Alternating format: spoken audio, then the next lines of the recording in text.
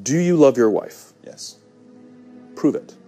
Like, what's the metric? Give me the number that helps me know, right? Because when you met her, you didn't love her. Now you love her, right? Tell me the day the love happened.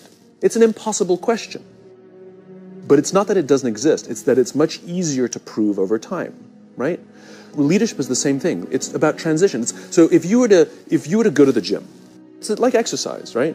If you go to the gym and you work out and you come back and you look in the mirror, you will see nothing. And if you go to the gym the next day and you come back and you look in the mirror, you will see nothing, right? So clearly there's no results, can't be measured, it must not be effective. So we quit, right? Or if you fundamentally believe that this is the right course of action and you stick with it, like in a relationship, I bought her flowers and I wished her happy birthday, and she doesn't love me. Clearly I'll give up. That's not what happens. If you believe there's something there, you commit yourself to an act of service. You commit yourself to the regime, the exercise. You can screw it up. You can eat chocolate cake one day. You can skip a day or two. You know, it allows for that. But if you stick with it consistently, I'm not exactly sure what day, but I know you'll start getting into shape. I know it. And the same with the relationship. It's not about the events. It's not about intensity. It's about consistency, right? You go to the dentist twice a year, your teeth will fall out. You have to brush your teeth every day for 2 minutes. What does brushing your teeth twice a day for 2 minutes do? Nothing. Unless you do it every day, twice a day for 2 minutes, right? It's the consistency. Going to the gym for 9 hours does not get you into shape. Working out every day for 20 minutes gets you into shape. So the problem is we treat leadership with intensity. We have a 2-day offsite, we invite a bunch of speakers, we give everybody a certificate, you're a leader, right? Those things are like going to the dentist. They're very important, they're good for reminding us or getting us back on track, learning new lessons, but it's the daily practice of all the monotonous, little, boring things like brushing your teeth that matter the most.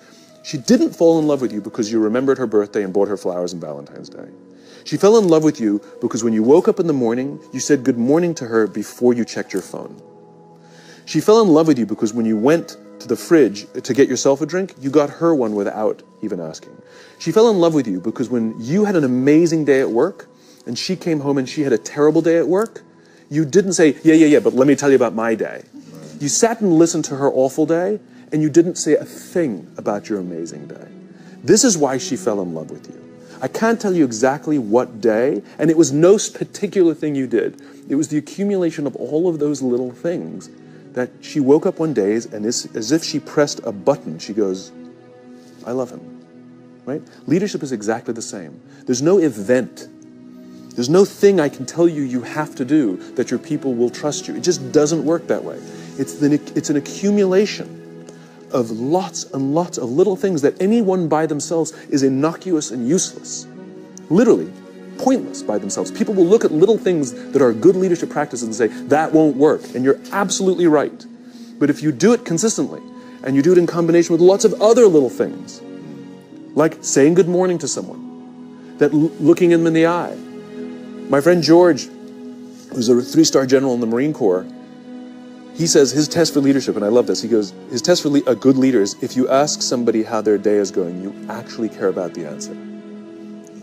The number of times we're walking to a meeting, we're rushing, we go, how are you? Not good, I got to get to you later, I'm late for a meeting. If you ask the question, you were standing there and you were listening to the answer. It's those little innocuous things that you do over and over and over and over that people will say, I love my job. Not I like my job. I like my job means, yeah, the challenge is great, they pay me well, I like the people. I love my job means, I don't want to work anywhere else. I don't care how much somebody else is willing to pay me. I'm devoted to the people here, and I care desperately about the people here as if they were my family. In business, we have colleagues and coworkers. In the military, they have brothers and sisters. That's how they think of each other. If you really have a strong corporate culture, the people will think of each other like brothers and sisters. It's like a family, right? No. Brothers and sisters. Deep love. Fight, but the love doesn't go away. Bicker, the love doesn't go away. And I'll fight with my sister, but if you threaten my sister, you're going to have to deal with me. Right? We'll fight internally, we'll bicker with each other, but nobody's going to hurt each other. And if anything from the outside shows up, you're looking at a unified front. Brothers and sisters. Now, how do you create brothers and sisters out of strangers? Common beliefs, common values, you know, parents, in other words, executives who care about their children's success, who care to raise their children, teach them skills, discipline them when necessary, help them build their self-confidence so that they can go on and achieve something more than you could have ever imagined achieving for yourself. That's leadership.